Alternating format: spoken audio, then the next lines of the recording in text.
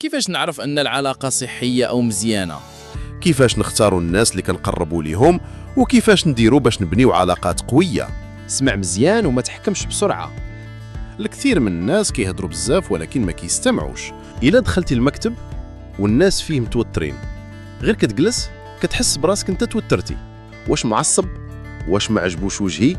واش ما مرتاحش ليا؟ مثلا الابتسامة الصادقة كتفتح لك الأبواب وكتخلي الناس تحبك. لغة الجسد مهمة بزاف، وحتى أكثر من الكلام في بعض الحالات. واش يمكن لي نقرأ المزاج ديال شي واحد من طريقة جلوسه أو طريقة كلامه؟ وما تخافش تطلب المساعدة أو النصيحة من الناس اللي عندهم تجارب في هذا المجال.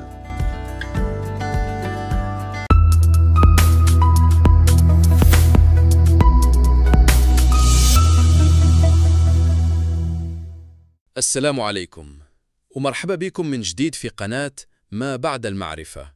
قناة كتحاول تقرب لكم الكتب اللي ممكن تبدل حياتكم وتخليكم تشوفوا الأمور من زوايا جديدة.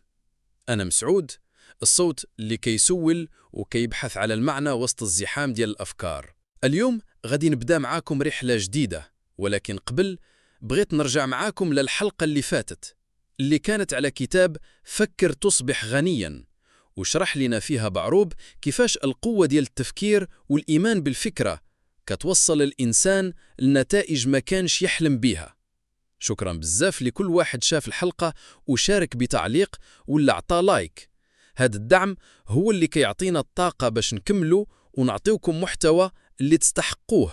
ودابا غادي ندخلوا في كتاب جديد، كتاب عميق مهم وفعلا كل واحد فينا محتاج يعرفه: الذكاء الاجتماعي، فن قراءة البشر.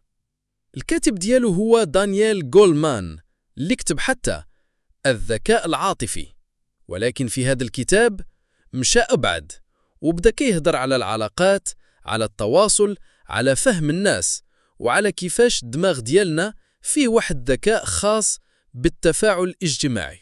هذا الذكاء ماشي هو اللي كنتقراوه في المعاهد ولا كنتعلموه من الكتب، هو ذكاء كنعيشوه، كنبنيوه في العلاقات اليومية. هو كيفاش نتصرفوا وسط الناس، كيفاش نقدروا نحسوا بشنو حاسب شخص قدامنا، كيفاش نختاروا الكلمات، نعرفوا التوقيت ونردوا البال للإشارات الصغيرة. ولكن قبل ما نبداو نحلوا هذا الكتاب فصل بغيت نرحب بشريكي في هذه الرحلة اللي دايما كيعطينا العمق والتوضيح والسياق. مرحبا بك أبا عروب. كالمعتاد احنا محتاج لنشرحك وتفصيلك في هذه المواضيع الحساسة. شكرا أسيم سعود على هذه المقدمة الرائعة، ومرحبا بالناس اللي معنا. فعلا هذا الكتاب غادي يجاوب على بزاف ديال الأسئلة اللي كتدوز في بالنا ولكن ما كنعرفوش نعبروا عليها، وهذا الشيء اللي غادي نحاولوا نوضحوا اليوم. دابا أبا عروب، قبل ما ندخلوا في المحتوى بغيت نطلب من المشاهدين واحد طلب بسيط. إلا كنتوا أول مرة كتشوفونا مرحبا بكم، ما تنسوش تشتركوا في القناة وتفعلوا الجرس باش يوصلكم كل جديد، وديروا لايك إلى عجبكم هذا المحتوى، وخليوا لنا في التعليق واش كنتوا كتحسوا براسكم قادرين تقراو الناس ولا مرات كتغلطوا في التقدير. جاوبوا، حيت في آخر الحلقة غادي تلقاو مفاتيح مهمة تعاونكم تجاوبوا على هذه الأسئلة. ودابا بلا ما نطولوا ندخلوا لأول جزء من الكتاب: الذكاء الاجتماعي، كيفاش كيتبرمج عقلنا للعلاقات. بعروب، أول حاجة شنو كيعني الذكاء الاجتماعي في هذا السياق؟ واش بحال الذكاء العاطفي؟ سؤال مهم سي مسعود. الذكاء الاجتماعي هو القدرة ديالك على تفهم مشاعر وسلوكيات الناس وتفاعل معهم في طريقة صحية وذكية. راه ماشي بحال الذكاء العاطفي اللي كيهم تفهمك لمشاعرك وتنظيمها. الذكاء الاجتماعي كيركز على العلاقة ما بينك وبين الآخر. قول لنا بعروب، واش هاد القدرة كتجي بالفطرة ولا كتتعلم؟ كاين شوية من الفطرة أسي مسعود، ولكن الغالب كيتعلم. المؤلف كيهضر على الدماغ الاجتماعي وكيشرح أنه المخ ديالنا مبرمج باش يتفاعل مع الناس. كاينين مناطق في المخ بحال اللوزة الدماغية والقشرة الأمامية خدامين بحال الرادار، كيتلقاو الإشارات من الوجوه، نبرة الصوت، الإيماءات، وكيقرروا كيفاش نردوا الفعل. أعطينا شي مثال بعروب باش نقربوا الصورة للمشاهدين. واخا تخيل معايا كتمشي تخدم أول نهار وكتلقى مديرك عقد حجبانه، صوته بارد، ما كيبتسمش. المخ ديالك دغيا كيطلق الالارم وكيبدا يفسر هاد التصرفات، واش معصب، واش ما عجبوش وجهي، واش ما مرتاحش ليا. هنا كيخدم الذكاء الاجتماعي باش تحاول تفهم السياق وترد بطريقة مناسبة. يعني أبا عروب بحال واحد الرادار كيقيس الطاقة ديال اللي قدامي. بالضبط أسي مسعود. وهذا الرادار خصو يكون مضبوط. الناس اللي عندهم ذكاء اجتماعي قوي كيعرفوا يقراو الوجوه، يفهموا ما بين السطور، يحسوا بالمشاعر اللي ما كتقالش. وهنا كيبان الفرق في العلاقات في العمل وحتى في الحياة العاطفية. دابا قول لنا شنو الدور ديال العدوى العاطفية هنا آسي بعروب؟ هذه نقطة قوية سي مسعود. العدوى العاطفية هي القدرة اللي عند المشاعر تنتقل من شخص لآخر بلا ما نحسو. مثلا إلا دخلتي المكتب والناس فيه متوترين، غير كتجلس كتحس براسك انت توترتي. راه كاينين خلايا سميتها الخلايا المرآتية كتخلي المخ ديالك ينسخ مشاعر اللي قدامك. بحال المرأة تبع عروبياك كتعاود تعكس لك المشاعر. بالضبط سي مسعود. وهذه عندها دور كبير في النجاح المهني والعاطفي. الناس اللي عندهم وعي بهذا الشيء كيعرفوا فاش يأثروا إيجابيا وما يتسموش بطاقة سلبية ديال الآخرين. دابا اللي فهمت بعروب، أنا الذكاء الاجتماعي هو واحد المهارة اللي كتبني العلاقات القوية وكتخليك تحمي راسك. يا سي مسعود بالضبط، وحتى أكثر من هكا. راك يعاونك تبني فرق خدامة متفاهمة، تكسب الثقة وتولي محط احترام. والمفاجأة الذكاء الاجتماعي كيتطور بالممارسة. يعني أي واحد يقدر يحسن هاد المهارة إلا بغى وتعلم كيفاش. دابا بعد ما فهمنا كيفاش الدماغ ديالنا مبرمج باش يتعامل مع الآخرين، خلينا ننتقلوا للجزء الثاني اللي كيتكلم على العلاقات اليومية وتأثيرها على الدماغ والسلوك. وفي هذا الاتجاه بغيت نسولك أبا عروب، كيفاش العلاقات اليومية اللي كنتعاملوا معها كتأثر علينا؟ واش غير كلام فارغ ولا عندها تأثير كبير؟ لا سي مسعود، هادشي راه أساسي في حياتنا. العلاقات اليومية عندها تأثير قوي على الدماغ والسلوك ديالنا. المؤلف كيركز على فكرة أن كل مرة كتدخل فيها في حادثة أو علاقة كتولد تفاعلات كيميائية في المخ كتأثر على المزاج، التركيز وحتى صحتنا النفسية والجسدية. يعني يا بعروب بحال إلا عندي علاقة مزيانة مع الناس، هادشي كيخليني نحس براسي مزيان وعندي طاقة. بالضبط السي مسعود. مثلا كتجرب تكون مع ناس كيدعموك، كيسمعوك وكيقدروك. الدماغ ديالك كيخرج مادة اسمها الأوكسيتوسين اللي كتسمى هرمون الحب أو هرمون الثقة. هاد المادة كتساعدك تحس بالأمان والثقة وكتخليك تكون اجتماعي أكثر. قول لنا بعروب، كيفاش كتأثر هاد المادة على تصرفاتنا؟ طبعا السي مسعود، الأوكسيتوسين كيقلل من التوتر، كيحسن المزاج وكيرفع من قدرة الناس على التعاون والمساعدة. لذلك الناس اللي عندهم علاقات صحية ومستقرة كيعيشوا حياة أفضل حتى على مستوى الصحة النفسية والجسدية. ولكن بعروب إلا كانت العلاقات سيئة أو فيها مشاكل شنو كيوقع؟ هنا المشكل كبير السي مسعود. التوتر المزمن الناتج عن العلاقات السلبية كيخلي المخ يفرز الكورتيزول، وهو هرمون التوتر. الكورتيزول العالي كيأثر سلبا على الدماغ، كيضعف التركيز، كيزيد الاكتئاب وحتى كيأثر على الجهاز المناعي. يعني يا بعروب حتى صحتي كتأثر بالعلاقات ديالي؟ بالضبط السي مسعود. العلاقة مع الناس ماشي غير كلام أو عاطفة، هي علاقة صحية كتدخل في صحتك العامة. لذلك المؤلف كينبه بضرورة الاهتمام بالعلاقات اليومية، كيفاش نختاروا الناس اللي كنقربوا ليهم وكيفاش نديروا باش نبنيو علاقات قوية. شنو نصيحتك أبا عروب اللي كيتعامل مع ناس سلبيين أو كيبغيو ينقصوا منه؟ نصيحتي السي مسعود هي تكون واعي بالطاقة ديالك وتحاول تبعد على السلبية. تقدر تدير حدود صحية وما تسمحش لأي واحد يأثر عليك بشكل سلبي. وأيضا خصك تحاول تزيد من العلاقات الإيجابية، كتقرب من الناس اللي كيعطيوك دعم وكيتفهموك. قول لنا أبا عروب، واش كاين تقنيات في هذا الكتاب كتساعد الناس باش يحسنوا علاقاتهم اليومية؟ بالطبع السي مسعود، بحال الاستماع الفعال اللي هو كتسمع ماشي غير بالكلام ولكن حتى بالمشاعر اللي وراء الكلام. مثلا إذا كان شي واحد صاحبي معصب ما كتقولوش غير شنو كاين، ولكن كتلاحظ كيفاش كيتصرف وكتعطيه فرصة يخرج اللي في داخله. واش هذه غير واحدة من طرق أبا عروب؟ سي مسعود، وكاينين طرق أخرى بحال قراءة لغة الجسد. كيفاش تفسر النظرات، تعابير الوجه، وحتى المسافة بين الناس في الحديث. المؤلف كيشرح أن هاد المهارات كتعطيك ميزة كبيرة باش تكون فاهم للناس وكتقدر تحكم في الأجواء الاجتماعية بشكل ذكي. كيفاش نقدر نستعمل هذه المهارات في حياتي اليومية، مثلا في الخدمة أو مع العائلة؟ هذا سؤال مهم السي مسعود، وخليني نقول لك أن في الخدمة مثلا كتعرف تحل المشاكل بلا ما تزيد التوتر، كتكون هادي، كتسمع مزيان، وكتعطي كل واحد شعور بأنه مهم. ومع العائلة كتفهم احتياجاتهم بلا ما يقولوا لك، وكتقرب ليهم أكثر، وهذا الشيء كيخلق جو من المحبة والتفاهم. يعني أبا عروب، الذكاء الاجتماعي ماشي غير معرفة الآخرين، ولكن حتى معرفة راسك كيفاش تتعامل معهم بشكل صحيح. بالضبط السي مسعود، هذه من أهم النقط في الكتاب. العلاقة مع النفس كتأثر بزاف على كيفاش كتعامل مع الآخرين.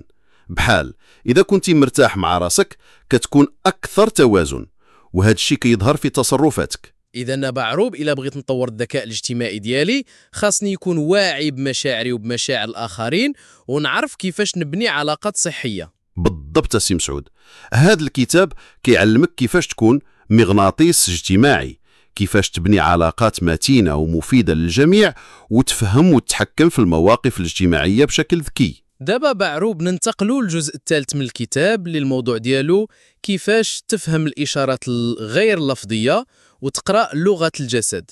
بزاف ديال الناس كيهضروا على لغة الجسد، ولكن واش فعلا هي مهمة في التواصل الاجتماعي ولا غير كلام خاوي؟ نعم السي مسعود، لغة الجسد مهمة بزاف، وحتى أكثر من الكلام في بعض الحالات، حيث الإنسان ما كيهضرش غير بالكلام، ولكن كيعبر بزاف من خلال تعابير الوجه، حركة اليدين، وضعية الجسم والنظرات. يعني أبا عروب، مثلا كيفاش يمكن لي نلاحظ شي حاجة غير واضحة غير من لغة الجسد؟ مثلا إذا كان شي واحد كيهضر معك وكتلاحظ أنه متقاطع يداه ولا رجلاه، هادشي يقدر يدل على أنه غير مرتاح أو كيتحاشى.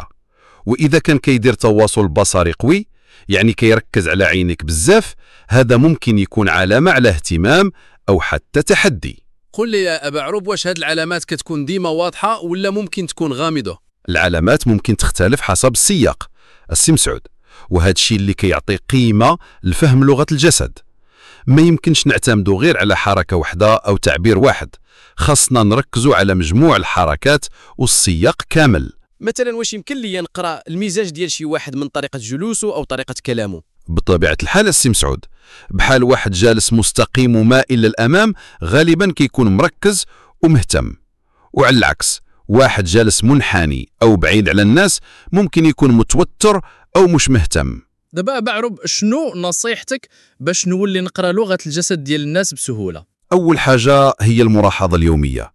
دير راسك مراقب في الأماكن اللي كتجلس فيها، في الأصدقاء، في العمل. ثاني حاجة، تعلم التفسيرات العامة لكل حركة، ولكن ديما خذ بعين الاعتبار السياق.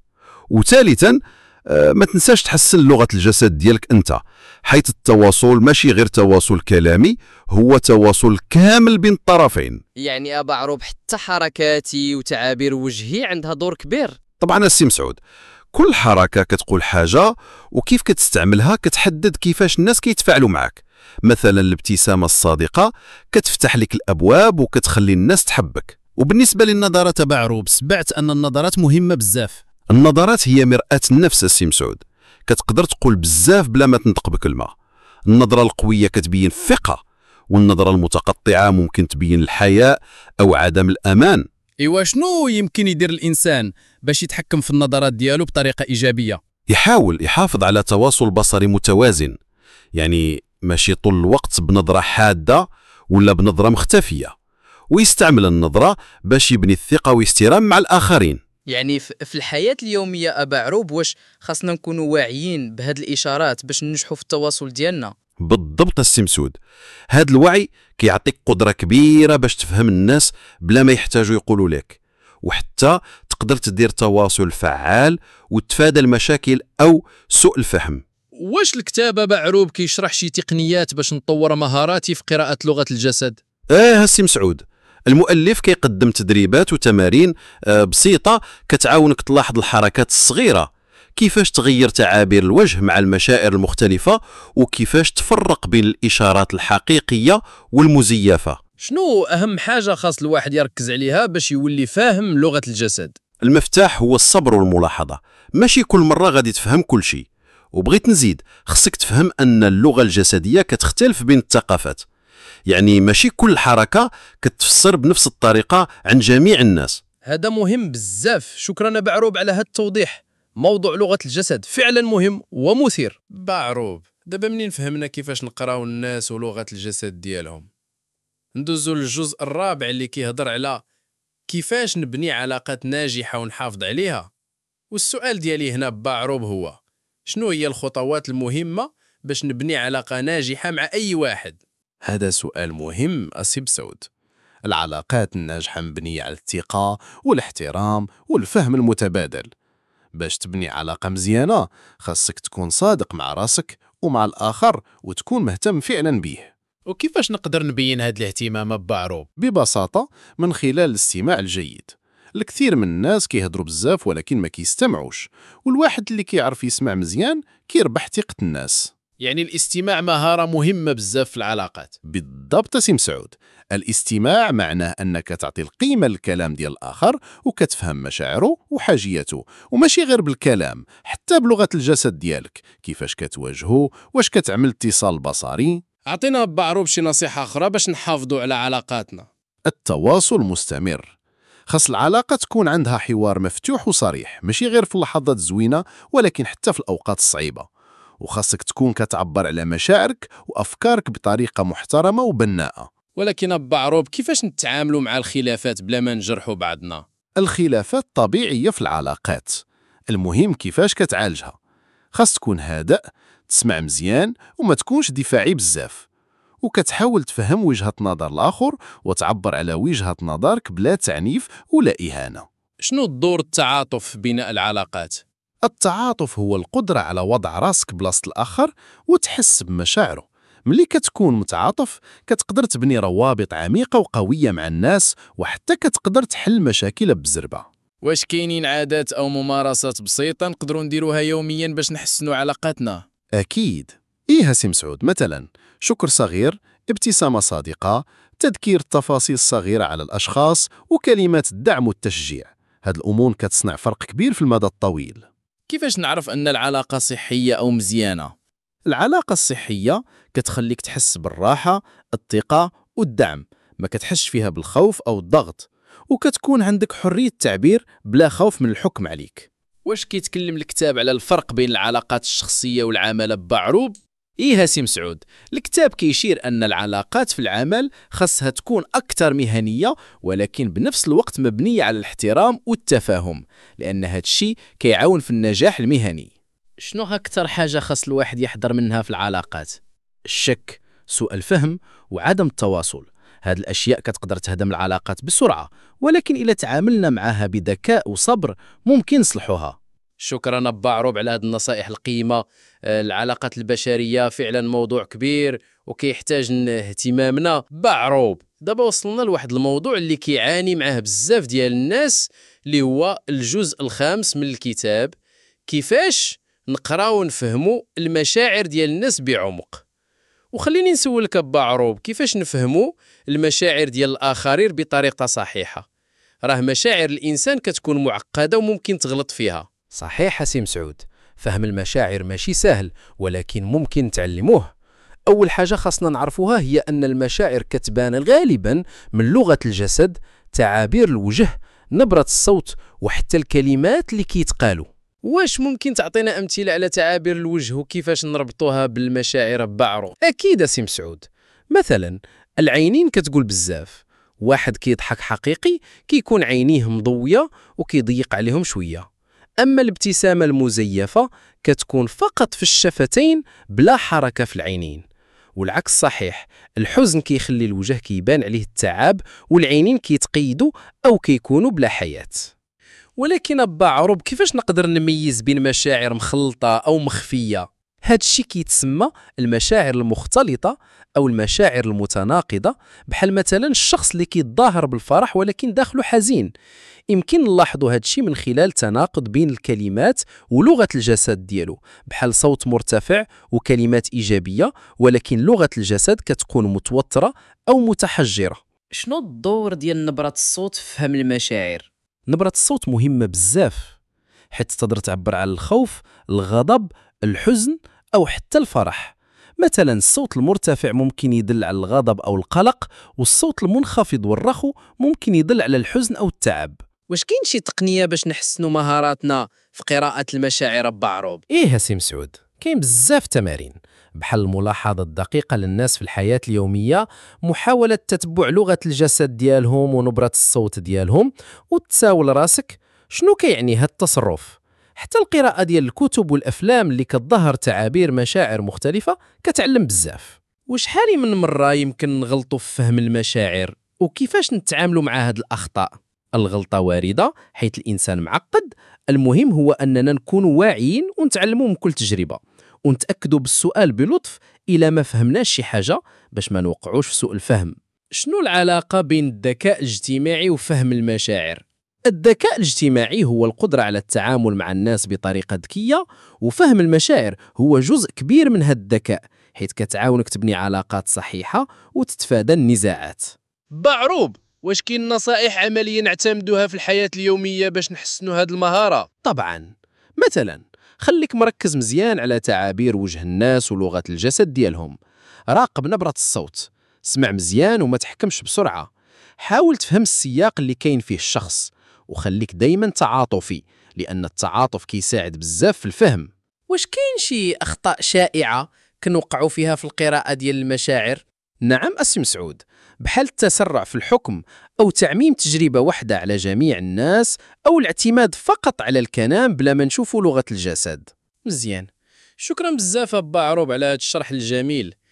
فعلا فهم المشاعر هو أساس باش نكونوا ناجحين في العلاقات ديالنا. بعروب، وصلنا للجزء الأخير في هذا الكتاب المهم، وموضوعه هو كيفاش نبنيو علاقات قوية ونطوروا في الذكاء الاجتماعي ديالنا. شنو أهم النصائح اللي كيعطيها الكتاب؟ سي مسعود، باش تبني علاقات قوية خاصك تركز على الثقة، الاحترام والتواصل الفعال. الكتاب كيركز بزاف على أن العلاقات الناجحة كتقوم على الفهم المتبادل وحسن الاستماع. وشنو يعني حسن الاستماع؟ حيث بزاف ديال الناس كيسمعوا ولكن ما كيكونوش مركزين. بالضبط أسي مسعود، عندك الحق. حسن الاستماع ماشي غير تسمع الكلمات، ولكن تفهم النية والمشاعر اللي وراها. يعني تكون حاضر فعلا في الكلام، ما تقاطعوش وتعطيه اهتمام كامل للشخص اللي كيهضر معك. وشنو الدور ديال لغة الجسد في تقوية العلاقات؟ لغة الجسد كتعطي إشارات إيجابية للناس من حولك، بحال الابتسامة، النظر في العينين، والوقوف بوضعية مفتوحة. هاد الأمور كتخلي الناس يحسوا بالراحة والاحترام. كيقول الكتاب شي حاجة على الصراحة والصدق في العلاقات؟ إيه، الصراحة والصدق مهمين بزاف، ولكن خاصك تكون ديما حساس في طريقة التعبير ديالك، ماشي تقول كل شيء بلا مراعاة. التوازن هو اللي كيصنع علاقة صحية. شنو كيقترح الكتاب بالنسبة للتعامل مع الخلافات والنزاعات؟ الكتاب كيشجع على التعامل مع النزاعات بحكمة باش ما توليش المشاكل كبيرة. مثلا خاصك تهضر بهدوء، تحاول تفهم وجهة نظر الآخر وتبحث على حلول وسط ترضي الطرفين. شنو كيعني التطور في الذكاء الاجتماعي؟ كيفاش نقدر نطور هذه المهارة ديما؟ التطور كيتطلب تدريب مستمر، مراقبة سلوكك وسلوك الآخرين، وتتعلم من التجارب ديالك. حتى القراءة والبحث على معلومات جديدة كتساعد بزاف. شنو النصيحة الأخيرة بعروب اللي تعطيها للناس اللي باغيين يطوروا ذكائهم الاجتماعي؟ نصيحتي يا سي مسعود هي كون صبور مع راسك، حاول تكون متفتح، استمع أكثر، وما تخافش تطلب المساعدة أو النصيحة من الناس اللي عندهم تجارب في هذا المجال. شكرا بعروب على هذا الشرح الشامل والمفيد. أنا متأكد أن المتابعين ديالنا غادي يستافدوا بزاف من هذه النصائح. وها احنا وصلنا النهاية ديال الفيديو ديالنا اليوم. كنشكركم بزاف على المتابعة ديالكم معنا في هذه الرحلة في كتاب الذكاء الاجتماعي فن قراءة البشر. شكر خاص لبعروب اللي شارك معنا هذه الأفكار والنصائح القيمة اللي غادي تعاونكم تطوروا نفسكم وتبنيوا علاقات أفضل. هذا واجب اسي مسعود، احنا هنا غير باش نشرحوا للمتابعين والمتابعات ديالنا. شكرا لكم على الاستماع ديالكم، وبالتأكيد هاد المهارات ديال الذكاء الاجتماعي كتحتاج تدريب وصبر، وما كاين حتى شي حد كيتعلمها في نهار الأول. المهم تبقاو مستمرين وتحاولوا تستغلوا هاد النصائح في حياتكم اليومية. تحياتي بعروب، وشكرا مرة أخرى على المجهودات ديالك. وما تنساوش ديروا لايك إلى عجبكم الفيديو، وتشاركوه مع أصحابكم اللي باغين يطوروا مهاراتهم الاجتماعية. وخليونا في التعليقات رأيكم، واش جربتوا شي نصائح من الكتاب أو عندكم تجارب أخرى. وإلا مازال ما اشتركتوش في القناة ضروري تشتركوا وتفعلوا الجرس باش توصلكم جديد الفيديوهات. وبالتوفيق للجميع، وخليكم ديما متفتحين ومتعاطفين مع الناس اللي حداكم. حتى المرات اللي كتكونوا فيها غالطين كاين دائما فرصة للتعلم والتطور. كان معكم مسعود ورفيقي الطيب بعروب. إلى لقاء الآخر إن شاء الله في ملخص جديد وفيديو جديد في قناة ما بعد المعرفة. سلام عليكم والله يعونكم.